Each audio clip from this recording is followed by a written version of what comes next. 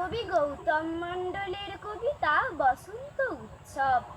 এই ছেলেটা কোথায় যাবি পিচকিরি নে হাতে, মোরের সুখে রং মেখে নে দোলের সুপ্রভাতে। দেখছে দেখ আলোর আকাশ রঙিন কেমন সাজ, ভোরের পাখি বলছে ডেকে দোল উৎসব আজ।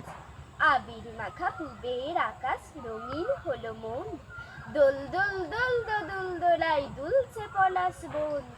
ছুট ছুট ছুট গায়ের পথে নাচ না দুখান পাই, বলবি হেকে খোল দ্বার খোল রং মাখাবো গায়। কাঠ বেরোলে মুচকি হেসে বলবে কাছে এসে, রং দেবে না খোকা বাবু একটু ভালোবেসে। বড় ধানের ক্ষেতটা তখন ঘুম ভেঙে হাই তুলে, তাকিয়ে দেখে গাঁয়ের ছেলে দোল খেলে রং গুলে। পথের ধারে ভাট ফুলেরা করছে বলা বলি, দোল এসেছে মাখবো আবির আজ আমাদের হোলি, ও ভাই আজ আমাদের হোলি।